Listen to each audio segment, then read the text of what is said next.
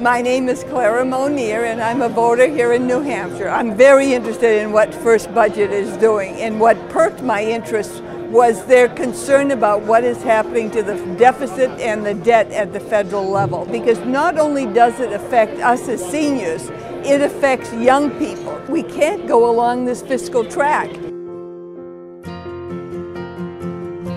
I'm in Manchester at the St. Anselm's College at the First Budget event, and we're here to talk to students about the importance of making sure that the economy is strong so that when they graduate from college they'll have good, secure jobs that will take them into the future. This was a no-brainer for me to be involved with First Budget. If you care about education, if you care about energy, if you care about defense, if you care about the future of the economy, virtually everything that we care about is directly impacted by our inability to match the amount of money we raise and the amount of money we spend. Put that into perspective. $18 trillion is a lot of money. We cannot continue to spend what we don't have. If we don't get the budget in order, we're not going to have the money to meet the other things that are so critical to the well-being of this country. We're spending money that we're not earning. Something has to give somewhere. I'm very concerned that the dollars that we're contributing towards Social Security, my dollars won't be there by the time I retire. It's embarrassing. We have been this beacon of the American dream for so long, and yet the American dream has become very tainted by how much debt we're in. I'm more concerned that nobody seems to be concerned with it.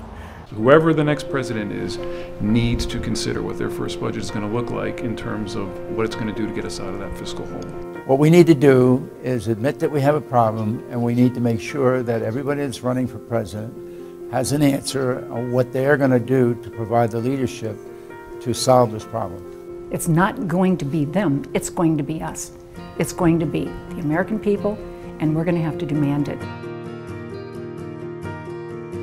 I'd like to hear a realistic plan. I would ask them what their immediate proposals were. Tell us what you're going to cut or what taxes you're going to raise. If you were my age, how would you feel about $18 trillion worth of debt?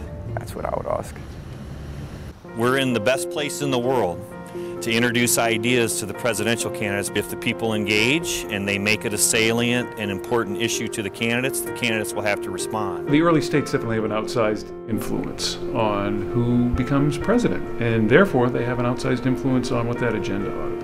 One of the things I like about First Budget is it's nonpartisan. It's not going to be just a Republican solution or a Democrat solution. I think it needs to be an American solution. My job as a volunteer for First Budget is to ask the candidates questions. What is in that budget? What are we paying for? What are we not paying for? And is this what we want to pass along to our children and grandchildren? Iowa and New Hampshire are important because we're first. It is up to us to get into the details.